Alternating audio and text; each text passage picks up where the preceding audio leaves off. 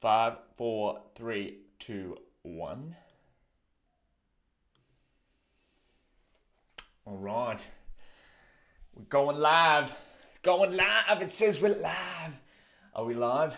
Let me know if we're live, because there's always that little interim in between here when it's like trying to connect / YouTube is trying to catch up with what I can see on my screen. But I'm excited. It is August already, August 2nd. I was going to do a live stream. I wanted to do one for August 1st, but yeah, some things got in the way yesterday. So we're doing it today. I'm going to do this stream here to answer questions that I get most often, and also questions live on the stream. So if you have anything you want to ask me about machine learning, about data science, about running a business, about health and technology, about what I'm working on, if you want to just share what you're working on, I'd love to hear it. But it's a beautiful day outside. We're going to spend the next, let's say, half an hour or 30, no, half an hour to an hour or so, just chatting, having some fun. Michael, how are you? Abdel Jalali, hello. I'm very sorry if I mess up anyone's name. I'm terrible at reading names, pronouncing names. I'm very basic when it comes to words, right? I like to use simple words. It's August 1st where you are. Well, excellent.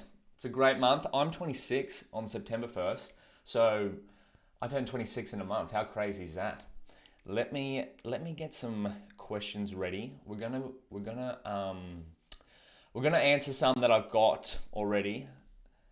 I've got bookmarked. Let me know if you can see this. I might try and dual wield this at the same time so I can see comments. Boom.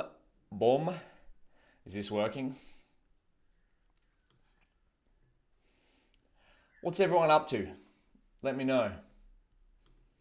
Otherwise, I'm going to jump into these questions. If you have any more that you want to add, let me know, and we can run away with it. But if the audio is good, if the video is good, if it messes up, leave a comment. I'll get to it as soon as I can. If you can still hear me and see me with this kind of me in the corner view and the screen view, that's all good. All right. Let's do it. I can't believe it's been a month since I left my machine learning engineering job. And it feels like forever and a day, like working from home. But it's good fun. I'm enjoying it. I'm really enjoying it. But without further ado, let's get into it. So we got Hari says, I'm confused between data science and machine learning. Which one should I go for? Please share your thoughts on this. All right. So between data science and machine learning. Well, Hari, that is a great question. So data science and machine learning, I say they kind of, and this is my definition of it, right?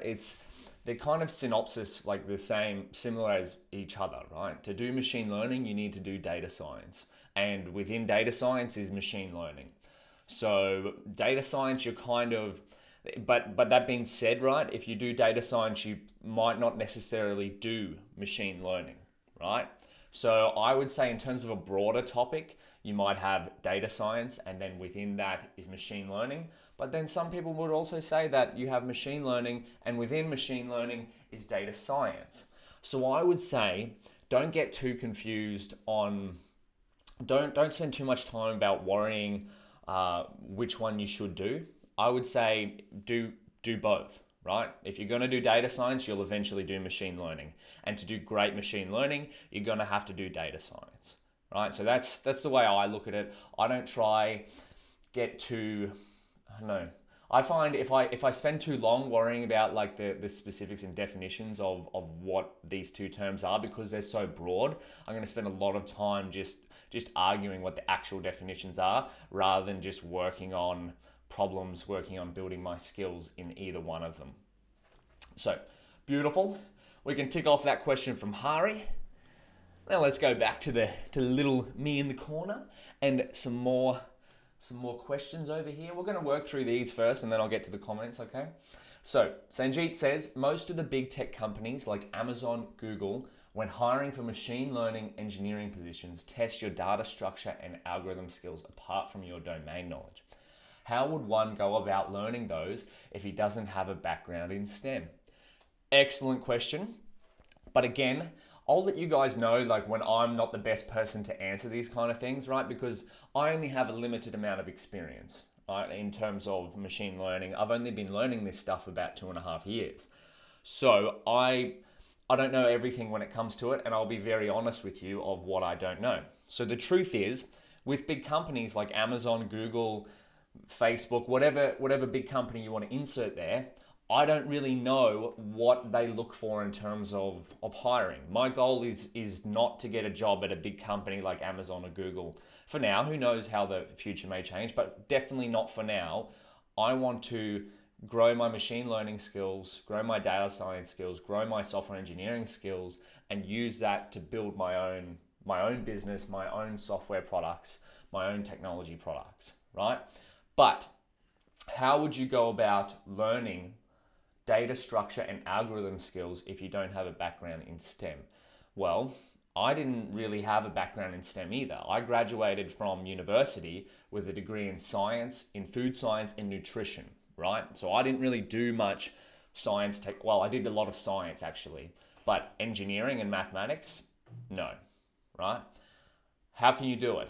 The way I've sort of started refining my learning process is to look for like the best book on the topic, right? Of whatever topic you want to use, learn. If it's data structure and algorithm skills, get a book, right? And just start to read it, because you'll online, right? You'll have a whole bunch of different courses. You'll have a whole bunch of different resources, and you'll start to, if you start to read a book on a topic, you probably won't understand it to begin with, right? However, the important thing comes from reading it little by little and then researching the knowledge that you want to learn more of, coming back to the book, trying to apply that knowledge, and continually repeating that cycle, right? So as for like interview type questions, I think there's a book called Cracking the Coding Interview. I've got a copy of it. I never really got into it because I realized I kind of got a job before I needed to read it. And so I would look into something like that, practice your data structure and algorithm skills using that book. Read it. If you don't understand it, that's okay. Reread it again. Keep practicing. That is really the only way that I know best of how to learn something you don't really know or you don't have a background in, is to just get a good resource on it. Almost doesn't matter which resource, but for me, I prefer like books on topics. I'll read the book almost end to end, and then even if I don't understand it on the first way through, I'll just keep going, trying to apply my knowledge, Googling different things, and just keep going from there, right? Now, it's important to remember learning anything new takes time. So you're not going to learn these things in like a month or 2 months or 3 months, right? But measure yourself on how much you've learned over like the course of a year or 6 months or something like that. So when you begin, it'll suck, right? You'll suck at it. You won't know a thing about data structures or algorithm skills, etc., etc. But then 6 months time, you reflect back on what you were before you started. Those gains will be phenomenal, right? So be patient. It takes time to learn anything worth learning. All right, let's tick off Sanjeet. Thank you very much for the questions, and thank you guys for tuning in. I really appreciate it.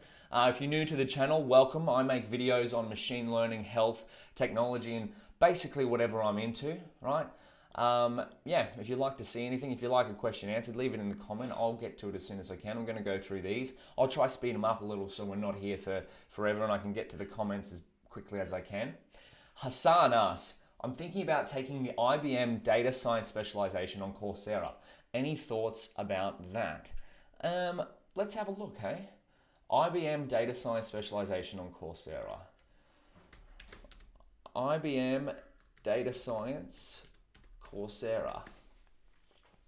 Let's have a quick look at what this looks like, because I've never done. There's a lot of courses out there, a lot of good ones that I have never done. So IBM Data Science Professional Certificate, beautiful. So it's got data science, machine learning, Python programming, data analysis, data visualization. That's probably the things that you'd want it to have. Where's the syllabus? What is data science? Open source tools for data science. You'll get Jupyter Notebooks, RStudio, I've never used that. Apache Zeppelin, I've never used that.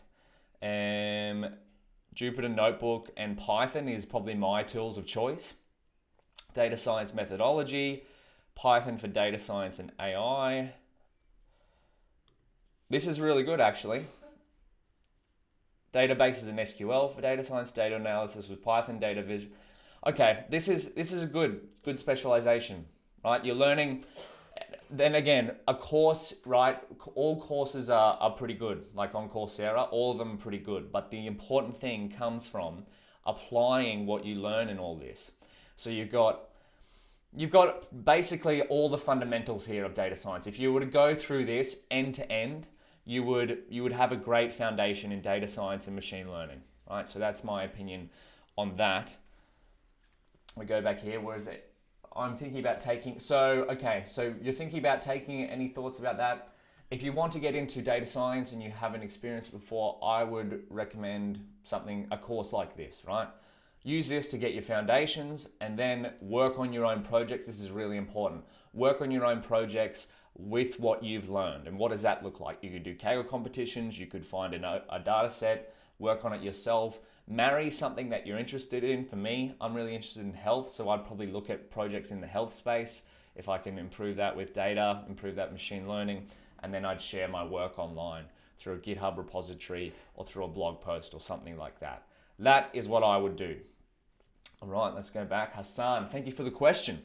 Arun asks how to be a full stack programmer. Okay, let's go back. Cam full screen. Beautiful. So how do you be a full stack programmer? I don't actually know, to be honest. I'll tell you how I'm trying to do it. I'm trying to build things that I would like in the world. As in, I'm trying to build applications, or I want to build. I'm learning how to build applications that I'd want to exist. And what does that look like? So at the moment, I'm learning Swift for iOS development, because some of the projects I'd like to have, or products I'd like to have, products I'd be a customer of, would be mobile phone applications to do with health. And so that's what I'm sort of heading towards.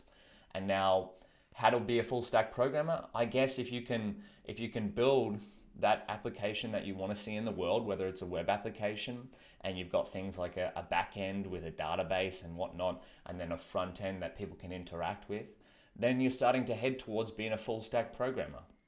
Now, of course, there's different ways to learn this. You could practice through online courses, but in my experience, right, if you've got the foundations of programming, right, so maybe like a year or 6 months experience of programming, you understand the basic concepts of different functions, of loops, of classes, of structures, etc., right? The best way to keep learning on that is to start building your own thing. This is my opinion, right? Is it right? Who knows? But it's just how I learn things best. I need to see things built in the world. So in terms of how do you be a full stack programmer, you build full stack applications. And that's how I'm trying to do it. So thank you for the question, Aran. Let's go back. Abhishek. Hey, Daniel. Do you plan to work to gather funding for your startup through the startup school? I saw your previous video and was wondering, since you motivated me as well.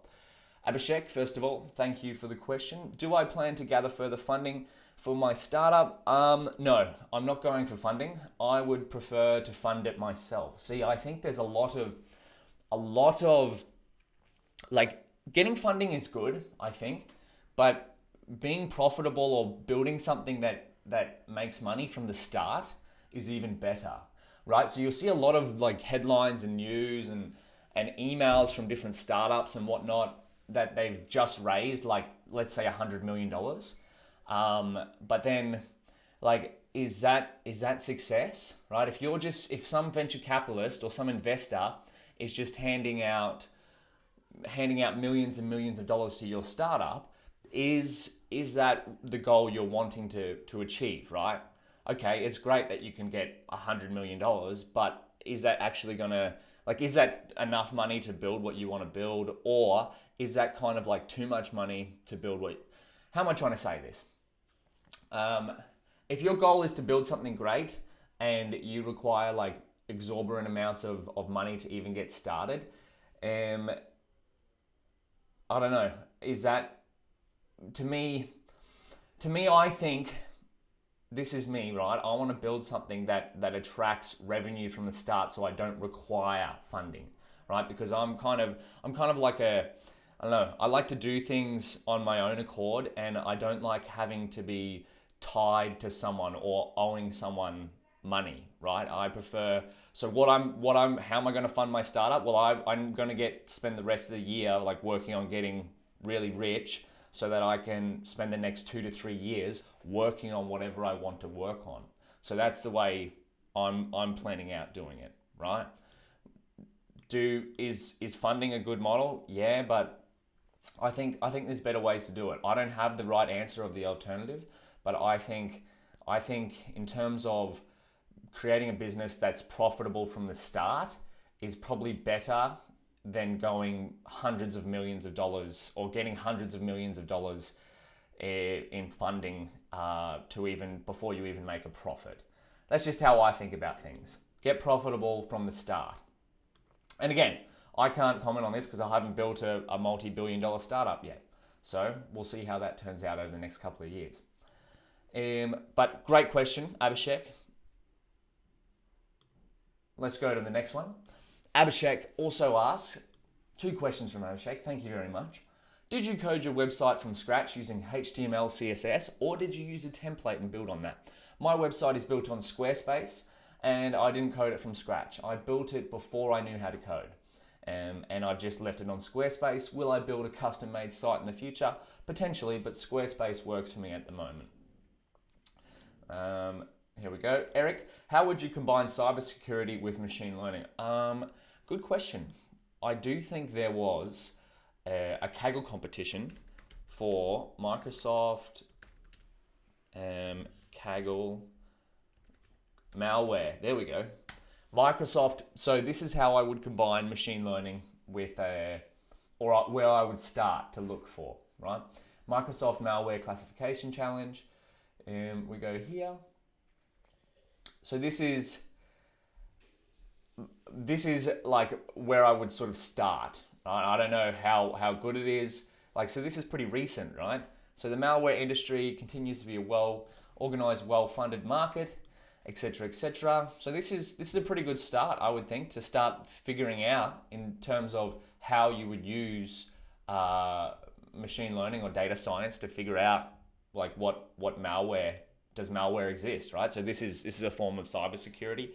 This is one great resource you could check out. Otherwise, in terms of cybersecurity, I'd be looking for more examples like this. I don't know too much about cybersecurity. It is very important, just as even more important probably than machine learning, right? Because if your service isn't secure, then it's probably not a good service. So great problem to have. But this is probably where I'd start, something like this. Let's go back to Notion. We're getting through these. You having fun? Am I doing the right thing? Let me know if you'd like me to do anything differently at the moment. But keep the questions coming. I will get to the comments shortly. I'm just going to get through all of these. Widelytics asks, hi, can you tell us what are the first important steps towards building a successful online business? Great question. So successful online, first important steps towards building a successful online business. Well, the most important thing of any business is to get a paying customer. Without a paying customer, you don't have a business, right? And so the way I think, let me break down an online business, right? If you're making something, right? Let's say a product or service, your job, right, is to get people traffic to that product or service and sell it to them. So that's the definition of an online business, right? Now, how do you do this? Well, you can either make and this is what I prefer, you either make your work so great that people can't ignore it, right? There's a book, I think, called that, So Good You Can't Ignore It, so that they continually stumble upon your work. Like, say, for example, you're looking for the best YouTube channel on machine learning. It's almost impossible not to stumble upon Suraj's channel, right? Because it's incredible, right? And he's turned that into an online business. And now there's many examples of this, right? You could name dozens, hundreds of different online business examples. But the fundamental principle, right, is just making something good that people want to pay you for.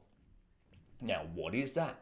You have to figure that out yourself, right? That's where the value is. That's why people are going to come and pay you, is because you've figured out, or you've worked out how that you can sell your skill through the form of a product or through the form of a service. And because now it's on the internet and it's the best in class, people are going to come and want to pay you for it. So have something that you sell, drive traffic to the thing that you sell. That is online business in a nutshell. So how does mine work, right? So I make videos on machine learning and health, and I write articles.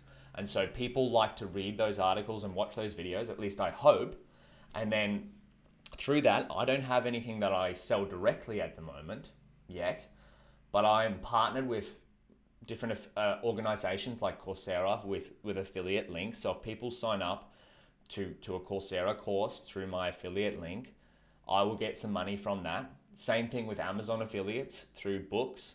And then if I write a Medium article and if it's published and people read it and they clap for it, Medium have a partner program that they pay you some percentage of the membership fees that members who read your article and clap, some percentage of that membership fee will go to you. So that's a few different ways that I make income at the moment. I'm working towards having a product to sell. Now, what does that exactly look like? Stay tuned. That's in the works. It's a bit more of a longer term thing. But at the moment, my main source of income is from creating things that people want to watch and read and see. And then I make money through either claps on Medium, ad revenue on YouTube, or affiliate links. But again, it's the same principle. Have a product or service, drive traffic to that product or service, and then ensure that people want to pay you for that. So that's me in a nutshell, but those are the important steps towards running an online business.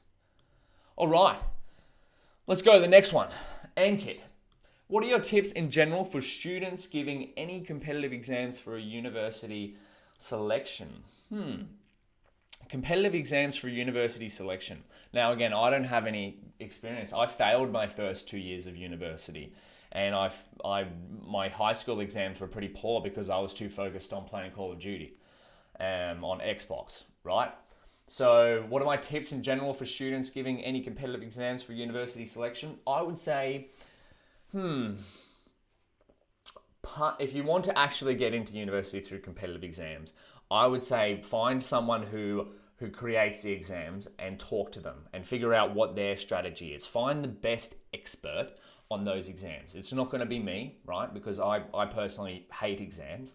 I know they have a place, but they're just not for me because I'm terrible at them. So I would say find the expert person who's setting those exams and ask them for their tips, right? It might be a professor, right, setting those exams to make the bar high so he only gets the best of the best students, right? Now, or who else could it be? Who knows? But that's up to you, right? Partner with them to make sure you're either doing the right practice exams or what's the best study strategy for these exams. So that's kind of what I do. Find the best expert on the topic. And this goes for almost anything.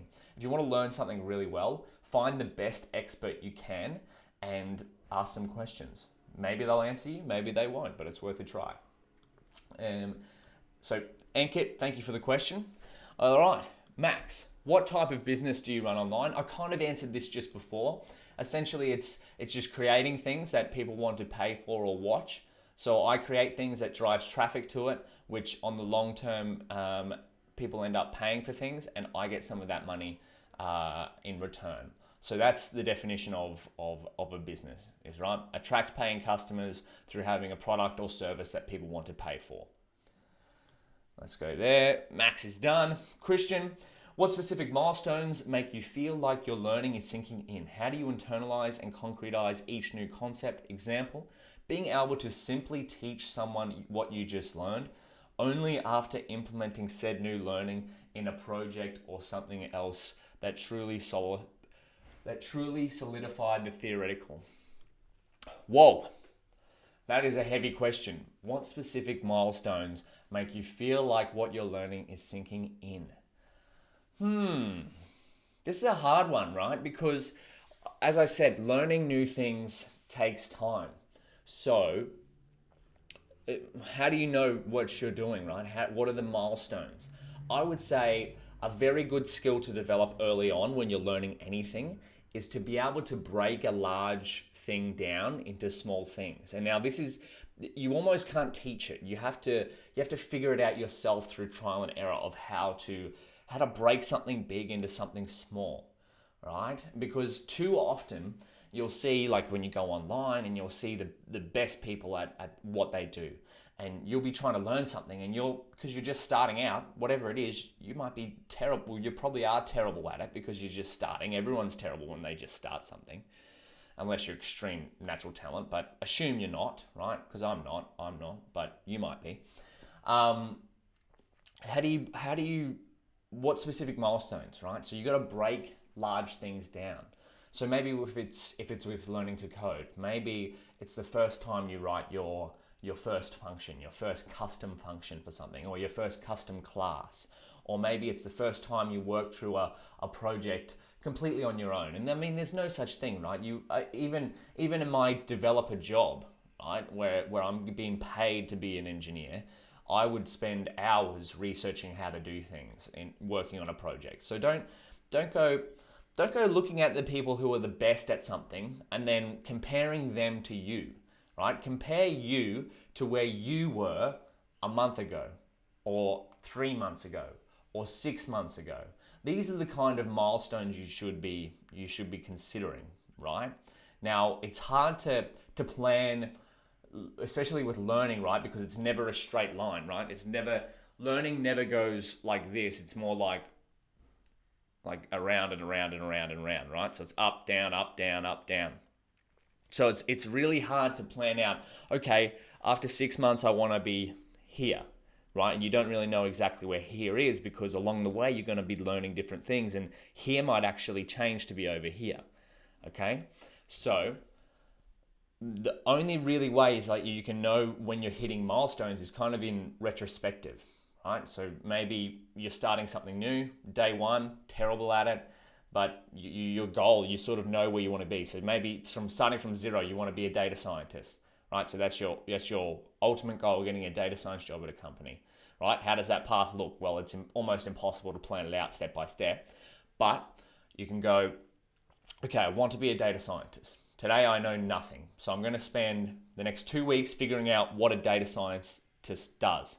Okay, beautiful. 2 weeks time, I figured out sort of what a data scientist does. Now I compare me to 2 weeks ago. I didn't know anything about a data scientist, but now I know sort of what they do. Okay, they do this one thing. Data scientists need to be able to clean data.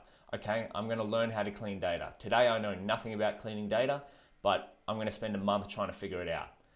Month's time, sweet, I've got some experience cleaning data.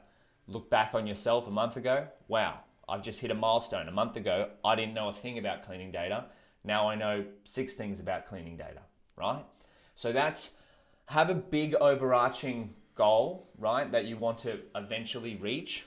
Figure it out steps along the way, but the specific milestones can only be found in retrospective, right? So it's like, and because if you try to compare yourself to that big audacious goal, right, it's so far away, or it's so big that it's like, far out. It feels like it's so far away. But remember, you've actually done a whole bunch of steps to even get where you were, right? As long as you're making progress. So compare yourself retrospectively rather than, what's the future term? Interest? No. I can't think of the right word, but for the future, right? So hopefully that answers it, right? Now, again, Christian also asks, how do you teach someone something you just learned? Well, there's no good way to do this either, right? It's just a practice teaching. Publish your work, so the so that people you're trying to teach can give you feedback on that, right? There's no better way to get feedback on seeing how good your teaching skills are than to try and teach someone. But otherwise, yeah, I hope that answers your question. At least that's what I try to do. And I'm not perfect as this. I'll look at someone who's really great at engineering and machine learning and go, far out. I used to get really jealous, right? And I still kind of do. But now I get inspired, right? I see someone really good at what they do and I go, wow, if they can do that, I bet I can do it. So that's my mentality around learning things. Okay, let's go back. We got one more question. Best practices of deep learning deployment. Great question from Ganesh. Thank you very much. Now, this is also, deep learning deployment is actually also still a very hard thing to do. But there is one resource I've been looking at. Let me get this screen on. Here we go. Full stack deep learning. So I was looking at, oh no, that's not it. This website here. I was looking at this recently actually, and now deploying a deep learning model is probably one of the skills gaps at the moment, right? So courses really focus on building different models and exploring data and whatnot, but deploying it is probably a gap in the market, right? Is how do you, once you've built a model and you've cleaned some data, how do you deploy that to thousands and millions of users? Still a hard thing to do, right? So go to this website, Full Stack Deep Learning. This is what they cover. So you've got these books here, which usually cover deep learning, math, theory, computer science. Training deep learning models is all these amazing courses like Kera's Fast AI, Deep Learning. Shipping deep learning projects is what this course covers. I personally haven't done it, but I've been looking at it. I want to do it. Because right now, to be honest, I don't know the best practice of deploying a deep learning model. I know it has something to do with Kubeflow and Kubernetes. I think that's probably the route you want to go. Package everything you have in a Docker container, put that on a Kubernetes cluster. Retraining is probably a bit of a problem. If you want to retrain your model, you're probably looking at something like SageMaker. I don't know what the Amazon SageMaker that is. I don't know what the Google equivalent is. I'm sure they have one. I'm sure also Microsoft have one as well. But this is probably a course you want to look into if you want to deploy a deep learning model. Full stack deep learning. What more could you ask for? So we got formulating the problem, estimating project cost, finding, cleaning, labeling, augmenting data, picking the right framework and compute infrastructure. That's something you'll probably want to know for deploying deep learning models. Troubleshooting, training, ensuring reproducibility, deploying the model at scale. And again, remember, these technologies are constantly changing, right? So this course is the start of 2019. It was done in March. So March 2019. So it's pretty recent, but likely it'll change by March 2020.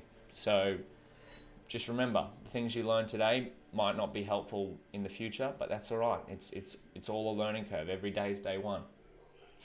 So I hope that answers that question around best ways to deploy a deep learning model, which is kind of, I don't know. Let's jump into the comments. Thank you all so much for joining in, by the way. I really appreciate it. So we got some hellos. Esteban, hey, how are you, mate? Good to see you. Hi, bro, I'm taking the deep learning course on Udacity for your advices. I'm not sure if that was a question or just saying hello, but all the best with the deep learning course on Udacity there. Michael asks, how do you gather requirements from clients? I'm not sure what you mean about requirements from clients. If you're talking about how does a project with a client start? Usually it involves some liaison with someone from another company, and we usually talk it out to figure out the exact problem they're trying to solve and where my skill sets can fit in. So we have Andre. How easy is it to make ML models in Swift for iOS applications? Core ML is actually incredibly easy. And same with Firebase, ML Kit. I'm getting really into those. I'm learning more and more with Swift Core ML and Firebase ML kit every day. And I think it's going to get even better in the future is to use TensorFlow, like Swift for TensorFlow, right? So I think this is something that's just been released in the TensorFlow ecosystem, Swift for TensorFlow. This is what I'm really excited about actually as well. Because what this means is that you can do end-to-end product development, as in build the actual product you want to work on in the same language as what you're doing the deep learning and machine learning on. So Swift for TensorFlow, this is why I'm learning Swift, is because it's coming out for TensorFlow. Next generation platform for deep learning, lots of different exciting things. And because it's still early days, right? When I started learning machine learning, it's still taking off, right? So it's not a bad thing to be learning Python. Python's actually the language of deep learning and machine learning now. But because it's early days with Swift, it's kind of exciting because if you build something with it, you will be one of the first. So there's a lot of opportunities to contribute to open source, build things in Swift that no one else has built in Swift. So that's a fun thing. All right, let's go back to the comments. Okay, Esteban says, what is the next step when you have the knowledge about deep learning? So that question is kind of vague. If you want to, guys, I can answer questions more specific, the better. I mean, next steps for doing certain things is kind of really broad. So it's like that could be anything, right? And in terms of next steps about knowledge of deep learning, do you have knowledge of the math or do you have knowledge of the code, or what's the knowledge there? So specific questions are the best ones I can help out with. How do you get clients? Lethal. At the moment, business comes to me. So because I make things online, a lot of things online, I'll get emails and LinkedIn messages and whatnot of people wanting to collaborate every so often. And I kind of have to pick and choose who I partner with, right? Because of course there's only limited time in the day. So could I do this better, right? I could do this better in sort of going towards who I want to partner with, so reaching out to them. But at the moment, business comes through to me. And I think, in my opinion, I think that's just a better way, full stop, is to have business come to you. How do you do that? Again, it's the same principle. Make something online that people want. That's the number one thing for online business, is just make something that people want. And I think that's Y Combinator's motto. Make something people want. So that's how I get clients. I make things online, they find them, they reach out to me. For example, when I partnered with Coursera, I was making videos about learning on Coursera. Coursera decided to partner with me, sent me an email, we worked out the logistics, and we got a partnership on board. So, there we go. 1 second.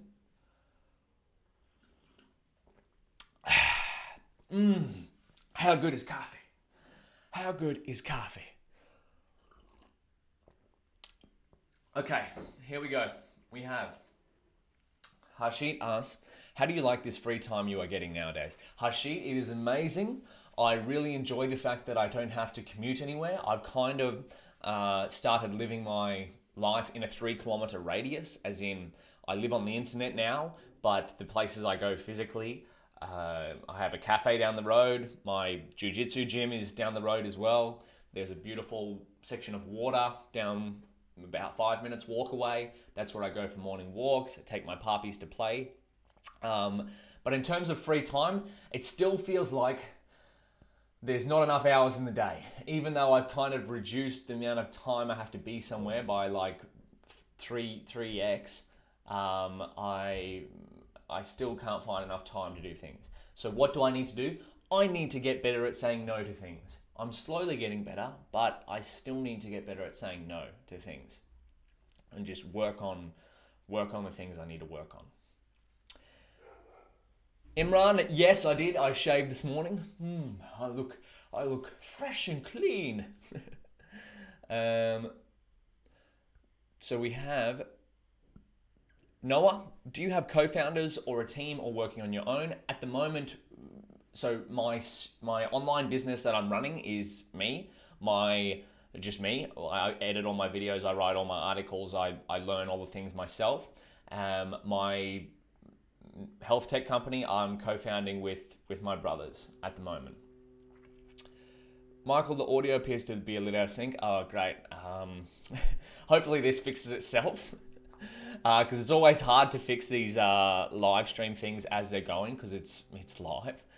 Imran says it's laggy. Hopefully that lag has fixed it up as well. Noah, where do you generate the cash flow to maintain your life expenses and fund your startup? I kind of answered that before, Noah, but the main income sources that I have at the moment are affiliate links, right? Medium income and ad revenue from YouTube, which is not much. But the important thing to remember is, okay, you have no limit to your earning potential, right? But a real like quick and easy way is to assess your expenses. So right now I live at home with my parents. I've minimized my expenses to be very small. So the amount of money I do earn, I can use a lot more because my living expenses are so low. So my basic living expenses are food, rent, like AKA bills and that sort of stuff, and online like resources, right? So that's basically my living expenses. And so I've minimized that to as be as small as possible. It's about 1,500 Australian dollars per month. And so I earn more than that per month, right? And so that's an important thing, right? Is to spend less than what you earn, or reduce your living expenses as much as possible. Noah also says, when and how did you get started in programming? I want to build highly scalable web apps. Any helpful tips for that? I have never built a highly scalable web app, but when did I get started in programming? I got started 2 years ago on Treehouse. I started learning Python because I wanted to learn machine learning and deep learning. And how? Through Treehouse and all different online resources. That's how I've learned, all completely online. Noah Scarley asks, what is the step-by-step process to building a highly scalable web and mobile app? What technologies would you use? I would use nothing but cloud. For a mobile app, probably something like Firebase. I would have the database on Cloud Firestore. And yeah, I think you can use Firebase for basically everything on a mobile app, and it will scale infinitely to number of users you have. It will put in different servers around the world, so no matter where your people are in the world, they'll have low latency. So Firebase and cloud technologies. As for a web application, you definitely want something like you got no other option than you do have other options, but unless you're getting like 10% of internet traffic, use Azure, AWS, or GCP. Use those services. You need a database, you need scalable compute, and preferably these things will scale automatically, so you don't have to be involved in scaling that. Vinod, hello sir. I am learning machine learning from the internet 1 year. I know internet level of machine learning. Should I join Coursera course now or for advanced learning? If you've been learning it for a year, I'd say start working on your own projects. That's where you're going to get the best learning. Don't mistake more course certificates for skills, right? You want skills over certificates. Now, skills are kind of like a way of showing, hey, I've got these skills, but I think the technology field prefers to see things that you've built. So build something if you've been doing it for about a year, and I'm a bad example of this. I need to build more things. I'm trying. No, how did you get your old job? Here's how it went. I was making things online. I was publishing stuff on LinkedIn. LinkedIn is actually probably the best platform you want to be on for job searching. That's just my experience. And someone reached out to me and said, hey, Daniel, I'm really liking the things that you're publishing online, right? And so I'm like, sweet. And then they're like, you should meet Mike. And I'm like, okay. I met Mike. And Mike was like, you should meet Cam. And I'm like, okay. And then I met Cam. And Cam worked at Max Kelsen, which is where I worked. And Cam said, hey, you should come in. I told him what I was into. I want to learn AI. I want to learn machine learning. I want to use it for health. I don't have a degree in machine learning, I don't have a degree in AI, but I do have a degree in health. I want to work out how to put them together. That is my long-term goal. It still is my long-term goal. How do I do that? I don't actually know yet. I'm trying to figure it out. But Cam said, do you want to come in on Thursday? And I said, yes. And I went in on Thursday. I did some exploratory data analysis with pandas. And then I did that again the following Thursday. So I was going in 1 day a week. And then the third Thursday, I got offered a job, right? And this is because I was kind of showing how interested I was in learning, right? So of course I wasn't the best data scientist or machine learning engineer, but I was ferocious with what I was learning. I was the one who's like, yes, I can do this problem, whatever it is, I'll figure it out. So that was my attitude. I just believed I could get in there, and it kind of worked out. I don't know, I didn't do a formal interview, I didn't do any code on the whiteboard, I never handed in a resume. It was purely from what I was publishing on LinkedIn. And I wrote an article on that. If you Google Daniel Bourke, start AI ML, you'll probably find it. Or Daniel Bourke, I want to start artificial intelligence, where do I start? That's the article with the full story. Gabrielle, what is your business? Gabrielle, I make videos and I write articles at the moment, and so that drives traffic to different products, and I get money from that, and that's how I'm running it at the moment. And I also I'm partnered with DataCamp and a Cloud Guru and Coursera, so I'm making educational content for those platforms, and I'm getting paid through that. So there's a couple of different revenue streams at the moment. Paul, damn, I thought it was 18 hours. Man, I'm sorry. I think every time I schedule one of these, I get something wrong. My bad, my friend. It'll be here for life. It'd be great to look back on these live streams in like 40 years to see if I've actually held true to my word. Of building something fun, building something valuable. Okay, what do we got here? Carl, what is my new business? I've answered that question a few times, Carl, but thank you for the question. I make things online. I'm stepping away from consultancy. Consultancy doesn't scale. I want to build things that scale, right? And that's code and media. Consultancy is a lot of fine tuning work for very specific problems, whereas I prefer. See, I'm pretty lazy. I want to make things on the internet that scale infinitely. Samasuka asks, how much math, how deep do you need to know in order to learn ML? This is a very hard question to answer. If you want to do machine learning, you don't need math. You can do it with pure code. If you want to get really deep, you need a lot of math, right? So if you want to do applied machine learning, you can do that with pure code. If you want to get into the nitty gritty stuff, right? So if you want to maybe build a new machine learning algorithm, knowing the math is basically required. I have done no math courses apart from Khan Academy since high school, and I finished high school nearly 10 years ago. So that's how I did math for machine learning, looked up Khan Academy, linear algebra, matrix manipulation, calculus, etc. I just went through those on Khan Academy, YouTube, 3 Blue, 1 Brown, great YouTube channel on math.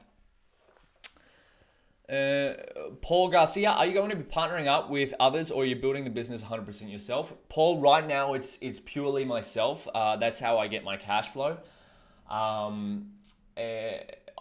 the moment, that's what I'm planning to do for the rest of the year, is making a lot of money and using that to fund my longer term health technology business. So that's basically where I'm at, is I need to generate a large amount of cash flow so that I can spend the next 2 to 3 years working on whatever I want. Muhammad, still waiting for Jiu-Jitsu vlog? Yes, great idea. I will get a Jiu-Jitsu vlog happening. Oh, exciting thing happened actually. Anyway, I can't find it, don't worry. I got graded again, so I'm now 2-stripe white belt. Exciting, right? And it's not about the grades, it's about getting better at Jiu-Jitsu. So that's what I'm focused on. I really love it. I'm going to go train tonight. Kevin, You are Australian, right? Yes, I am Australian. What do you think about the demand for data scientists in Australia? Um, so if you're not relocated in laws, I thought, what do I think about the demand for data science in Australia?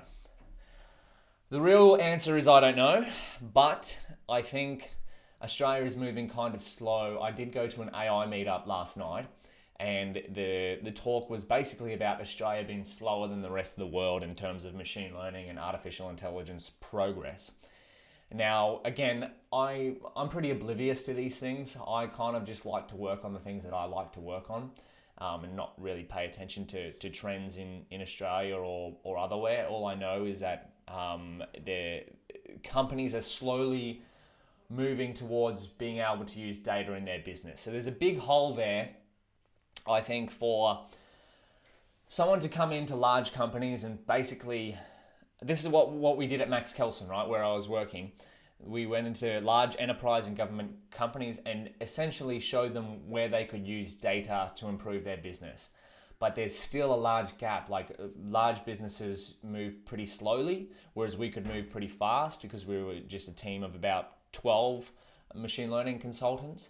But really there was, so there was about a dozen of us, versus like companies with thousands of employees, right? So it's like you go to talk to one person and then they would have to talk to someone else, and then they would talk to someone else, and before you know it, it's 6 weeks after you actually spoke to them before you get like a next step. So these things happen slowly.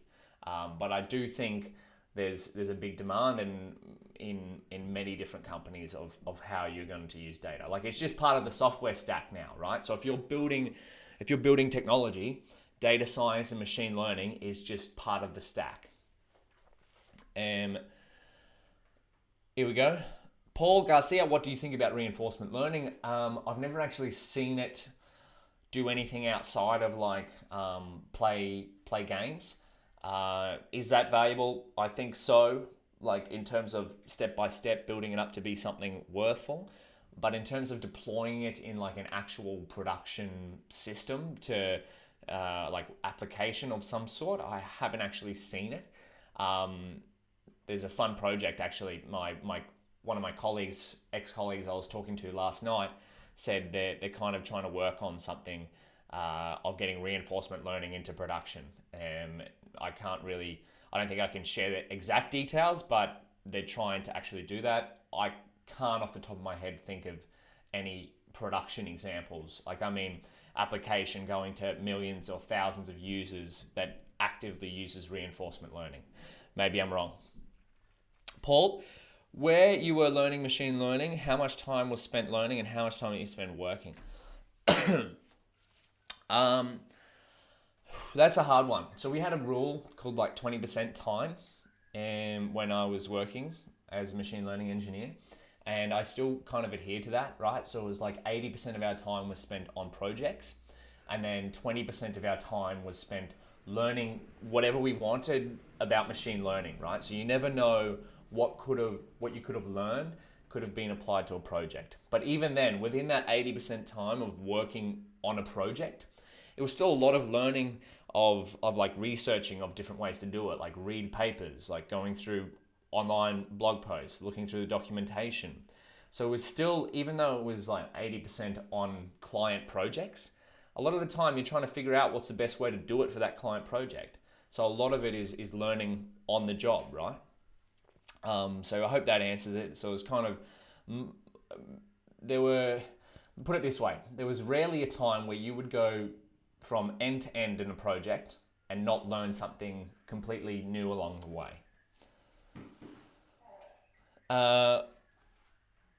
Terapat asks, what kind of project that make you get a job? That's a very good question. I would say the best way to do it is find the ideal job that you would like.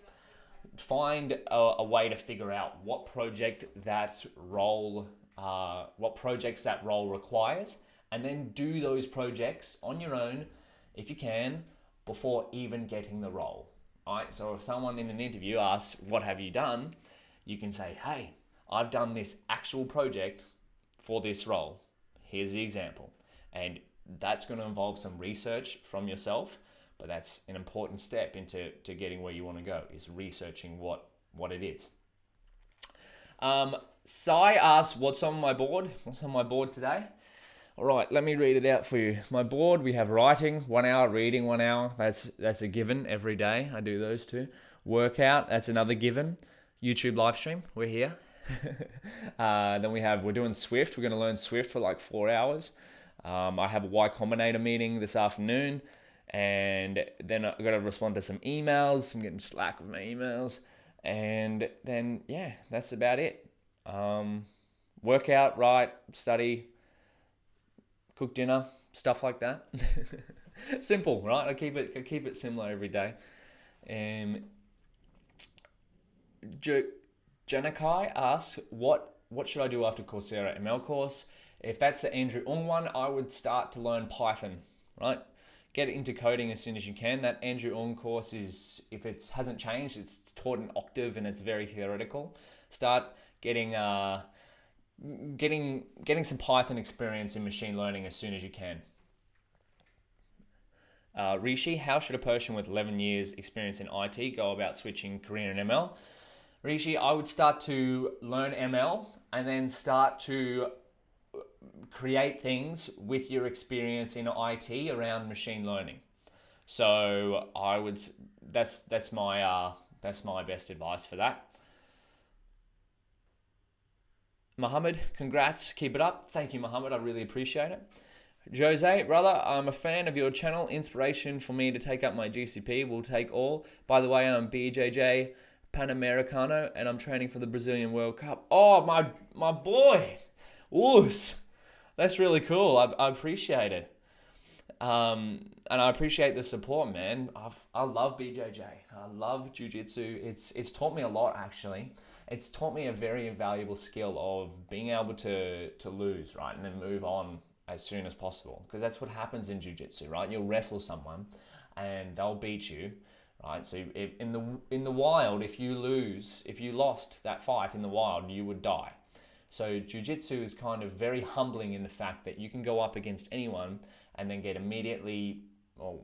get tapped out, right? So you can get choked out, you get joint lock. In the wild, if you get tapped out, you die. So it's very humbling to lose on a consistent basis, but then just get straight back into it. And you might tap someone out, right? And then you realize, okay, this is what it feels like to win.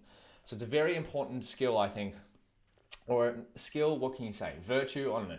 Or being able to lose, but then move on, right? So admit where your faults are, figure out where your weaknesses are, and then move on. So Jiu-Jitsu teaches you that very quickly. So Kevin says, thank you for these videos. Thank you, Kevin. I really appreciate it. Ryan, Daniel, in the link I posted above, it is Australian alternative to Y Combinator. Ryan, I don't think links come out in the channel, in the chat. I don't think you can post. I think YouTube blocks links from being posted. So if you want to send that to me, you can find my email, daniel@mrdbourke.com. Otherwise, leave a comment on the video once this is live. But at the moment, I don't think YouTube allows you to share links in the live chat. But I think we've been through all the questions. Unless anyone has one more, we could probably stay around for one more. But otherwise, I've got to go do some learning. I've got to go do some reading, some writing.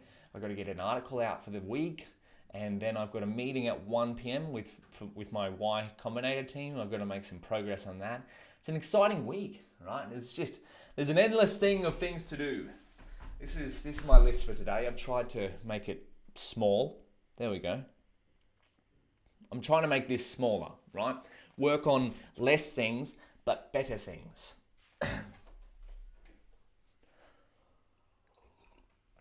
We got Sai. We'll do one more question. So one more question. When you were studying initially, have you ever had interruption for a week or more? What did you do to get back again? Yeah, of course. Life gets in the way, right? So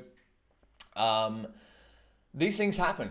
I think it's important to remember, like you'll see people, and even myself, who like say, yeah, just keep working hard, keep doing things, no excuses, yada, yada, yada.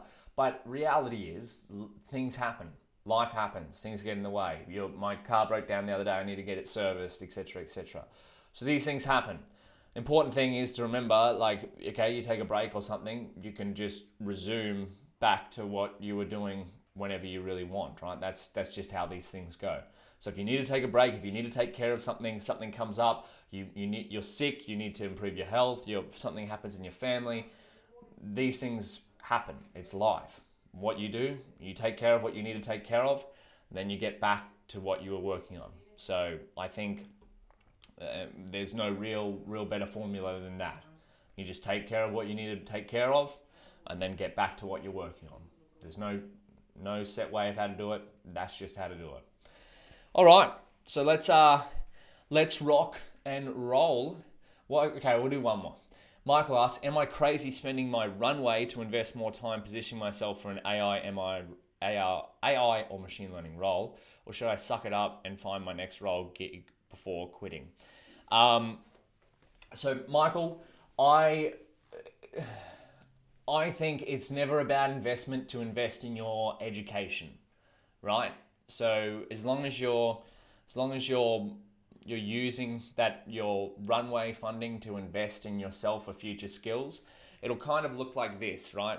You'll have you got a graph, and you'll have your results are going here, but your learning is going like this. So results don't really follow learning exactly.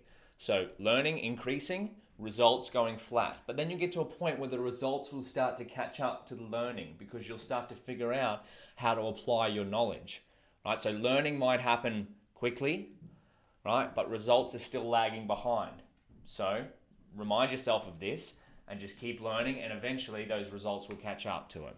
So is it stupid? I would say don't be silly about it. Don't like waste heaps of time and money. Take care of what you need to take care of. Learn what you need to what you need to learn, and don't forget, you can have all the drive in the world to learn something, but you still need gas, and that comes in the form of having somewhere to sleep and having somewhere to eat. Right? So save some money for that. Otherwise, thank you all for joining in. Welcome to the channel if you're new to the channel.